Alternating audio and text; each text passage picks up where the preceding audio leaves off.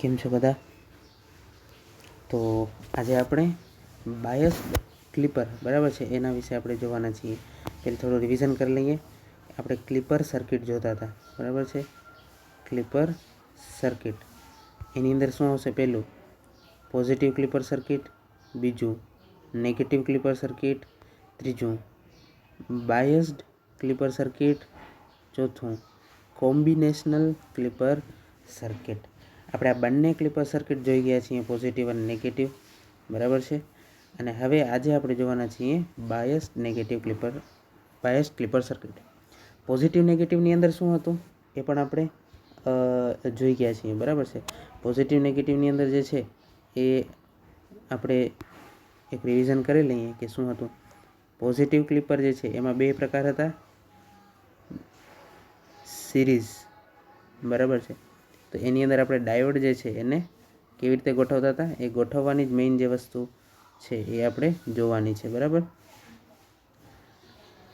આ હતું આવી રીતે. પછી એક હતું શન્ટ બરાબર છે. શન્ટ હતું. શન્ટની અંદર આપણે શું કરતા હતા તો કે એની અંદર આપણે જે છે એ ડાયોડને આપણે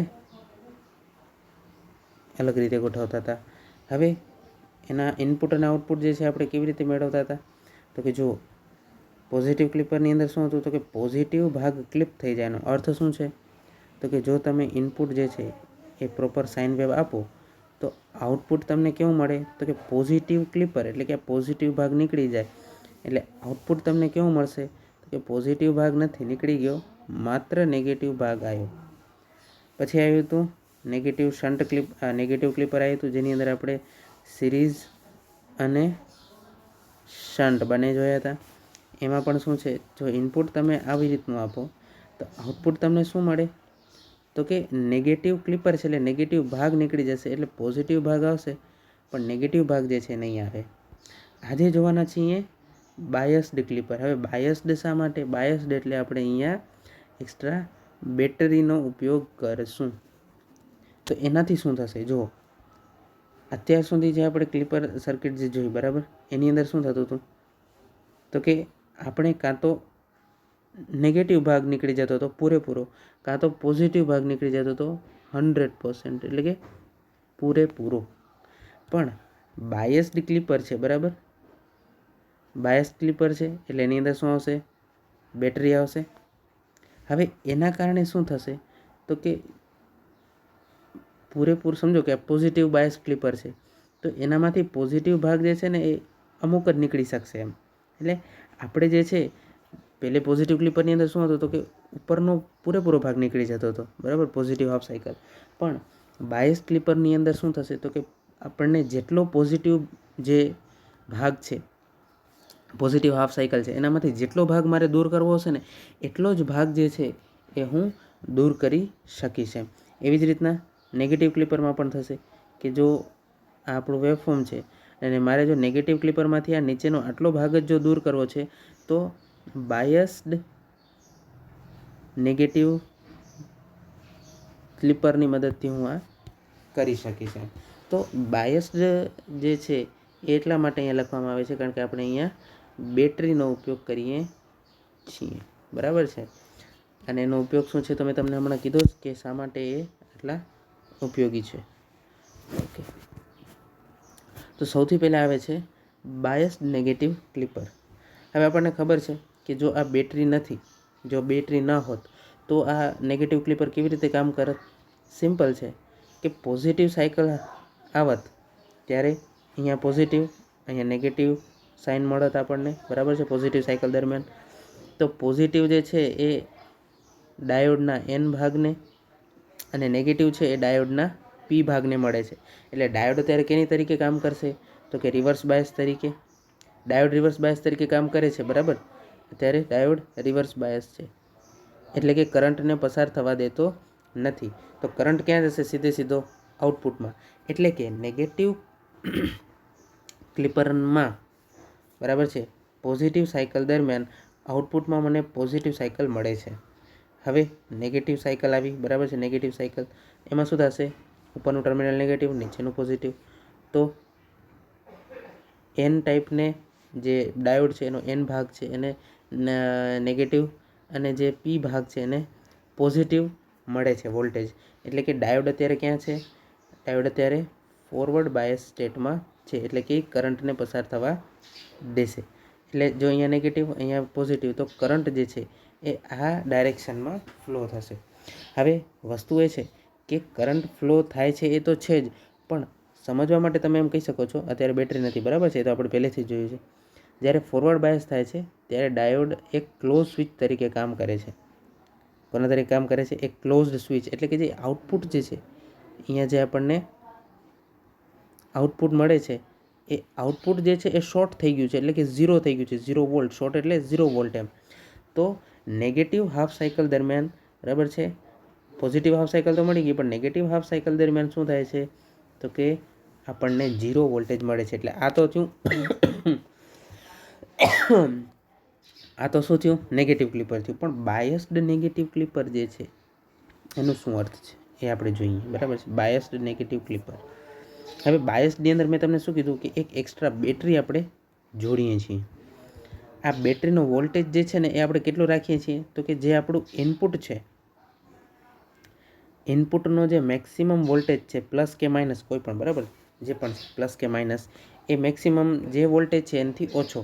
જેમ કે આપણો અહીંયા વી મેક્સ જે છે એ ધારો કે 15 વોલ્ટ છે, તો અહીંયા જે આ વી છે, વી કેટલો લેશું?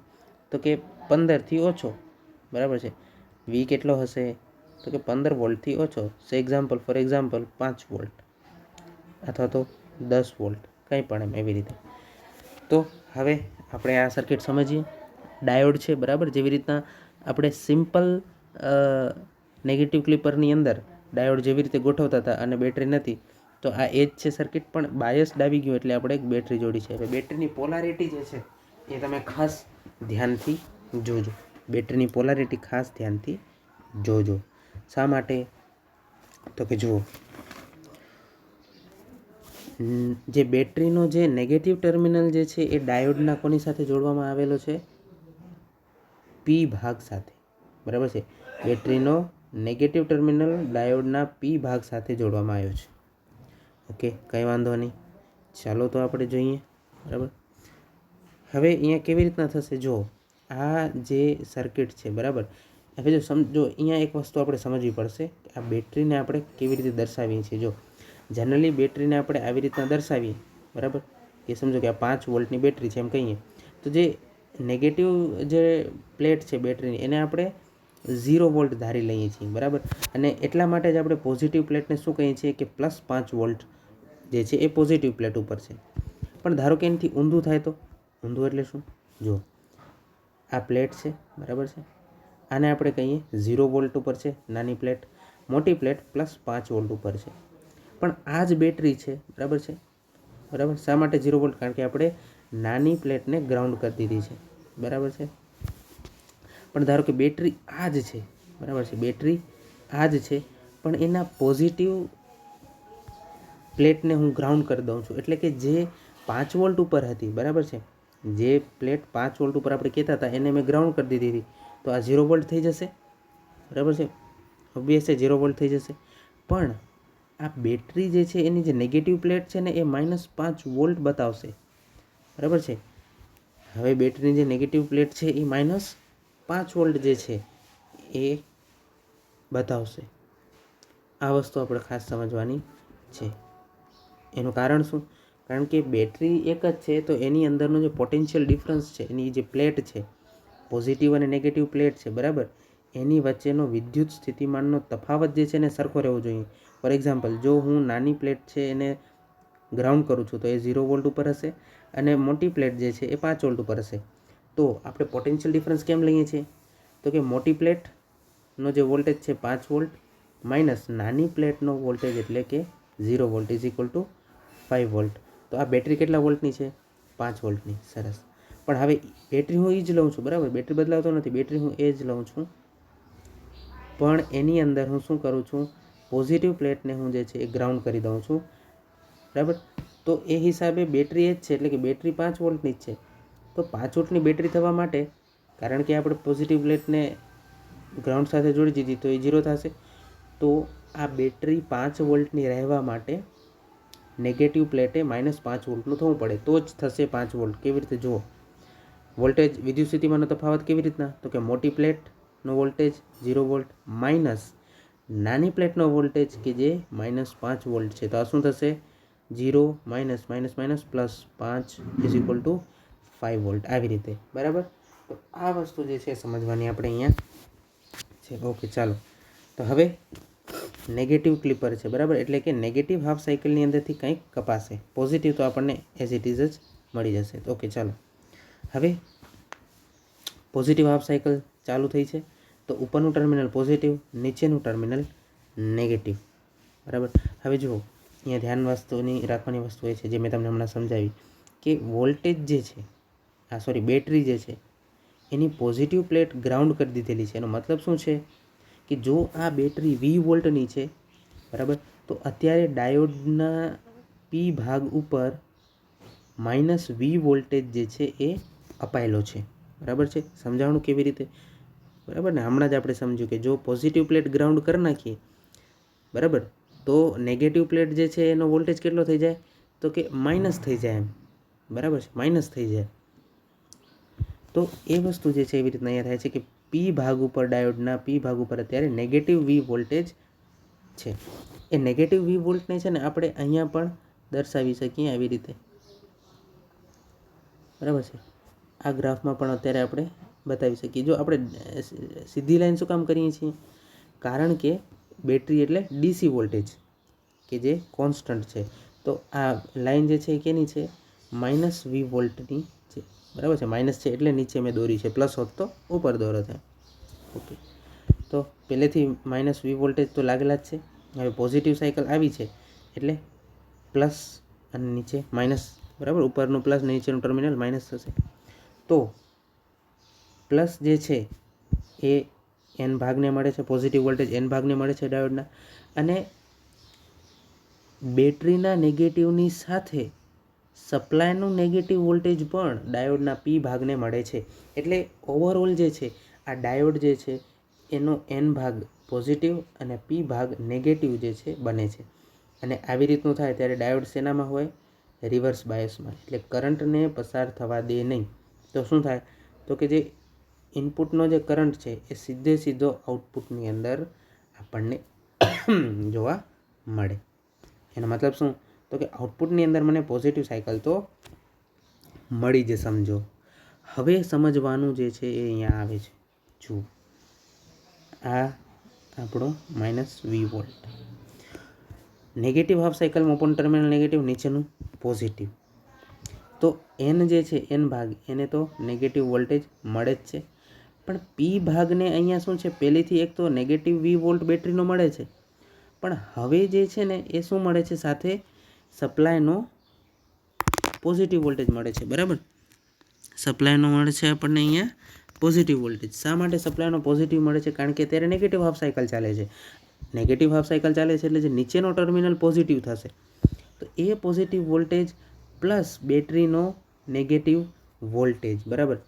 હવે આ નેગેટિવ અને પોઝિટિવ વોલ્ટેજ એનો સરવાળો જ્યાં સુધી પોઝિટિવ નહીં થાય, બરાબર છે, જ્યાં સુધી પોઝિટિવ નહીં થાય ત્યાં સુધી ડાયોડ જે છે ફોરવર્ડ બાયસ થશે નહીં. ફરી એક વખત સમજજો, બરાબર. અહીંયા નેગેટિવ વોલ્ટેજ છે, અહીંયા પોઝિટિવ વોલ્ટેજ છે. ડાયોડના પી ભાગને પહેલેથી નેગેટિવ વોલ્ટેજ તો મળેલો જ છે. ઉપરનો એન ભાગ છે એને નેગેટિવ તો પહેલેથી મળે જ છે, અને પી ભાગને બેટરીનો નેગેટિવ પહેલેથી મળેલો છે. પણ જ્યારે નેગેટિવ સાયકલ આવે છે ત્યારે ઉપરનું નેગેટિવ અને નીચેનું ટર્મિનલ પોઝિટિવ થાય છે. એટલે ડાયોડના જે પી ભાગને, ત્રિકોણાકાર ભાગને બેટરીનો નેગેટિવ પ્લસ સપ્લાયનો પોઝિટિવ વોલ્ટેજ મળે છે. હવે આપણને ખબર છે કે જ્યાં સુધી, કારણ કે એન નેગેટિવ ઉપર છે, બરાબર, એટલે ફોરવર્ડ બાયસ ક્યારે થશે ડાયોડ, જ્યારે પી પોઝિટિવ થશે. પણ પી પોઝિટિવ ક્યારે થશે એ આપણે સમજીએ, બરાબર. પી પોઝિટિવ ક્યારે થશે, તો કે સપ્લાય જે છે, હું લખું છું સપ્લાયનો પોઝિટિવ, સપ્લાય પોઝિટિવ છે, સરવાળામાં જે નેગેટિવ મળે છે બેટરીનો, બરાબર છે, હું અહીંયા લખું છું બેટરીનો નેગેટિવ. આ જે છે બરાબર વોલ્ટેજ જ્યાં સુધી પોઝિટિવ નહીં થાય ત્યાં સુધી ડાયોડ જે છે એ ફોરવર્ડ બાયસ નહીં થાય. બરાબર. અહીંયા હું તમને એમ લાગે કે ફોરવર્ડ બાયસની શું કામ વાત કરી રાખું છું, કારણ કે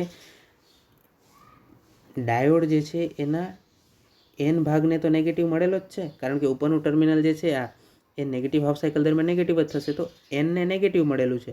તો હવે ડાયોડના પી ભાગને નેગેટિવ મળશે તો એનાથી કંઈ ફરક નહીં પડે આપણને ડાયોડના પી ભાગને પોઝિટિવ બનાવવું છે. બરાબર છે.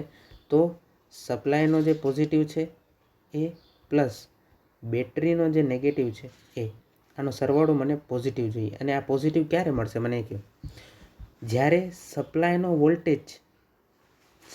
વોલ્ટેજ બેટરીના નેગેટિવ કરતાં વધારે હશે ત્યારે. સિમ્પલ છે. એટલે શું સમજો, સપ્લાય છે 5 વોલ્ટ, બરાબર છે, અને બેટરી તો આપણે ફિક્સ ચાલુ કહી દઈએ કે 10 વોલ્ટની છે, -10 વોલ્ટ. તો 5 વત્તા -10 કેટલા થશે? -5. તો આ તો પીને નેગેટિવ મળ્યો, તો હજી ફોરવર્ડ બાયસ થશે નહીં. તો હવે સપ્લાય અને બેટરી -10 ઉપર જ છે, બરાબર, કારણ કે ફિક્સ જ છે. સપ્લાય 5 વોલ્ટ છે, બરાબર, તો ઓવરઓલ શું થશે સરવાળો? -5. તો હજી પણ ફોરવર્ડ બાયસ નહીં થાય ડાયોડ. સપ્લાય છે 10 પ્લસ -10 0, એટલે કે કોઈ ડિફરન્સ જ નથી, પોટેન્શિયલ ડિફરન્સ જ નથી ડાયોડની અક્રોસ, તો ડાયોડ હજી પણ ફોરવર્ડ બાયસ નહીં થાય. પણ જો અહીંયા આવશે 15 પ્લસ -10, તો એનો જે સરવાળો મને મળશે +5, બરાબર છે. અને આમ થતાં જ ડાયોડ ફોરવર્ડ બાયસ થશે, બરાબર છે. હવે આપણને ખબર છે કે જ્યારે ડાયોડ ફોરવર્ડ બાયસ થાય છે ને ત્યારે કરંટ વહે છે. કઈ લૂપમાં? તો કે ઇન્ટરનલ, બરાબર, ઇનપુટ લૂપ સાઈડ વહે છે. પણ મેઇન વસ્તુ એ છે કે જ્યારે ડાયોડ ફોરવર્ડ બાયસ થાય છે ને ત્યારે ઇનપુટ શું થઈ જાય છે? શોર્ટ. અને ત્યારે આપણને 0 વોલ્ટેજ આઉટપુટમાં મળે છે, એ આપણને ખબર છે. તો હવે અહીંયા આપણે સમજવાનું હોય છે કે જો આ લાઈન, બરાબર છે, જો આ મેં જે ડોટેડ લાઈન કરી છે એ બેટરીનો -V વોલ્ટેજ દર્શાવે છે, તો ક્યારે ડાયોડ ફોરવર્ડ બાયસ હશે? જ્યારે સપ્લાય જે છે એ બેટરીના વોલ્ટેજ કરતાં વધારે હશે. એટલે જુઓ, બેટરી જો અહીંયા -10 વોલ્ટની છે, બરાબર છે, આપણે નેગેટિવ હાફ સાયકલની જ વાત કરી છે ત્યારે જો વોલ્ટેજ જે છે એ અહીંયા -15 હશે, બરાબર છે, તો જ જે છે એ આપણે એમ કહી શકીએ કે બેટરીના વોલ્ટેજ કરતાં એ વધારે છે. હવે જો અહીંયા તમને કન્ફ્યુઝન એ થશે કે -15 જે છે એ કેવી રીતે -10 કરતાં મોટું છે, પણ આપણે અહીંયા એ સમજવાનું એ છે કે નેગેટિવ હાફ સાયકલ દરમિયાન જે નેગેટિવ જે છે વોલ્ટેજ એ ઉપર છે, પણ આપણે નીચે જે વોલ્ટેજની કન્સિડર કરીએ છીએ કયો છે? પોઝિટિવ વોલ્ટેજ છે. એટલે ભલે સાયકલ નેગેટિવ ચાલતી હોય પણ આપણે એને આવી રીતના પોઝિટિવ કન્સિડર કરવાની જ્યારે આપણે નીચેના ટર્મિનલ ઉપર ઊભા હોઈએ ત્યારે. તો એ હિસાબે જો બેટરીનો વોલ્ટેજ હવે અહીંયા એમ કહું કે 10 વોલ્ટ છે, તો આ 15 વોલ્ટ જે છે એ કયો છે? Supply voltage. અને ડાયોડ જે છે ક્યારે ફોરવર્ડ બાયસ હશે? તો કે જ્યારે સપ્લાય વોલ્ટેજ બેટરીના વોલ્ટેજ કરતાં વધારે હશે. એટલે તો એ જ આપણે આની અંદર કેવી રીતે દર્શાવી શકીએ? તો કે જે મેં જે ડેશ આવી રીતના કરેલું છે એ શું દર્શાવે છે? ડાયોડ ફોરવર્ડ બાયસ છે. અને ફોરવર્ડ બાયસ હોય ડાયોડ ત્યારે આઉટપુટ આપણને કેટલું મળે? 0. પણ સમજવાની વાત એ છે કે ડાયોડ જ્યારે ફોરવર્ડ બાયસ નથી, બરાબર છે, એટલે કયું?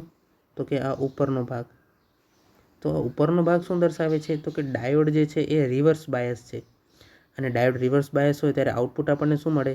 તો કે જે સપ્લાયનું વેવ ફોર્મ છે એ જ આપણને આઉટપુટમાં મળે. તો હવે આપણે દોરી શકીશું કેવી રીતે થશે એ? તો જુઓ,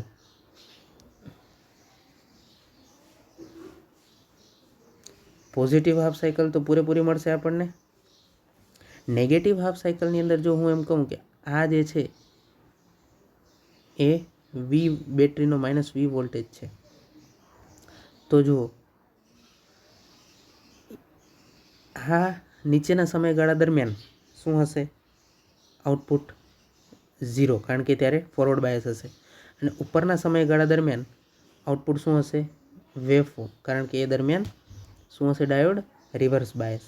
તો નીચે સુધી આટલું આપણને મળશે બેટરીના વોલ્ટેજ સુધી, પછી વોલ્ટેજ જે છે એ 0 થઈ જશે. શું ખરેખર 0 થઈ જશે અહીંયાથી આમ પાછો? તો કે ના, 0 નહીં થાય. શા માટે? કારણ કે અહીંયા જે છે આપણે નો ડાઉટ એ જોયું કે અહીંયા ડાયોડ ફોરવર્ડ બાયસ થઈ જાય છે, બરાબર છે, નો ડાઉટ ડાયોડ અહીંયા ફોરવર્ડ બાયસ થઈ જાય છે, એટલે કે સ્વિચ તરીકે કામ કરે છે. પણ જ્યારે આપણે બાયસ્ડ નહીં પણ ખાલી નેગેટિવ ક્લિપર જોતા હતા ને ત્યારે આ બેટરી નહોતી, એટલે શું થતું હતું? તો કે આઉટપુટ શોર્ટ થઈ જતું હતું, એટલે 0 વોલ્ટ. પણ અત્યારે બાયસ્ડ જોઈએ છીએ એટલે અહીંયા બેટરી છે, એટલે શું? તો કે જો ડાયોડ ક્લોઝ સ્વિચ થઈ જાય, બરાબર છે, ફોરવર્ડ બાયસ થઈને, તો પણ આઉટપુટમાં મને બેટરીનો વોલ્ટેજ તો મળવાનો છે, અને બેટરી ઊંધી છે એટલે નેગેટિવ વી વોલ્ટેજ મને આઉટપુટમાં મળતો જ રહેવાનો છે જ્યારે ડાયોડ ફોરવર્ડ બાયસ હશે ત્યારે. પોઝિટિવ હાફ સાયકલ પૂરેપૂરી મળશે, બરાબર છે. તો જ્યારે ડાયોડ અહીંયા રિવર્સ બાયસ છે ત્યારે તો મને વેવફોર્મ મળશે જ, પણ જ્યારે એ ફોરવર્ડ બાયસ થઈ જાય છે ડાયોડ, ત્યારે મને શું મળશે? તો કે બેટરીનો વોલ્ટેજ મને આઉટપુટમાં મળશે. જ્યારે આ આટલી સાયકલ પૂરી થઈ જાય છે ત્યારે ફરી પાછું જ્યારે સપ્લાય વોલ્ટેજ બેટરીના વોલ્ટેજ કરતાં વધુ થઈ જાય છે ત્યારે ફરી પાછું ડાયોડ રિવર્સ બાયસ થઈ જાય છે, એટલે આપણને આવો વેવફોર્મ મળે છે. તો એકદમ વ્યવસ્થિત રીતે જો આપણે વેવફોર્મ જોઈએ તો આ છે પોઝિટિવ સાયકલ, આ નેગેટિવ સાયકલ થોડી, પછી આ બેટરીનો વોલ્ટેજ, અને આ અહીંયા સુધી. તો આની ઉપરથી આપણને ખબર પડે છે કે જ્યારે આ નીચેનો ભાગ જે છે એ શું થઈ ગયો છે? કટ થઈ ગયો છે, જે આપણને નથી જોતો. હવે તમને એ તો ખબર પડી જ ગઈ હશે કે આ જે ભાગ આપણે જેટલો કાપવો છે, જે નથી જોઈતો, એ જે છે એ આપણે કોની ઉપરથી સેટ કરી શકીએ છીએ? તો કે બેટરીના વોલ્ટેજ વીથી, બરાબર છે. બેટરીનો જે વોલ્ટેજ છે, બરાબર છે, બેટરીનો વોલ્ટેજ એ તમે ઉપર નીચે કરો, બેટરીનો વોલ્ટેજ વી છે એ તમે વધારો કે ઘટાડો તો તમે આ જે ભાગ જે છે જે આપણે ક્લિપ કરી નાખ્યો એ ભાગને આપણે વધુ ઓછો કરી શકીએ. જેમ કે જો અત્યારે ધારો કે આ 10 વોલ્ટ છે, હવે જો હું આને ઘટાડીને 5 વોલ્ટ કરી નાખું તો આ ભાગ પણ જે છે એ નીકળી જાય અને વોલ્ટેજમાં ખાલી આટલો જ વેવફોર્મ મળે. તો આ જે છે આજે આપણે બાયસ નેગેટિવ ક્લિપર આપણે આ જોયું. આવતીકાલે જે છે આપણે જોશું બાયસ્ડ પોઝિટિવ ક્લિપર, બરાબર. તો આ લેક્ચર જે છે એને આપણે અહીંયા જ પૂરો કરીએ, બરાબર છે. અને મિડ સેમની અંદર, બરાબર છે, ઘણા બધા જે છે એને ઓછા માર્ક આવ્યા છે, ફેલ પણ થયા છે, તમને ખબર હશે રિઝલ્ટની અંદર. તો મહેનત જે છે એ શરૂ રાખવી, બરાબર છે, મહેનત જે છે એ કરવી. અત્યારે કંઈ જે લોકો ફેલ થયા છે એમના માટે કંઈ લખવા કરવાનું અત્યારે નથી, બરાબર છે, પણ હું નહીં દઉં એવું પણ ના સમજજો, બરાબર, કારણ કે એવું મને લાગશે તો હું કંઈ લખવા કરવા પણ દઈશ એમ. તો મહેનત જે છે એ ચાલુ જ રાખજો. આપણે લેક્ચર અહીંયા પૂરો કરીએ.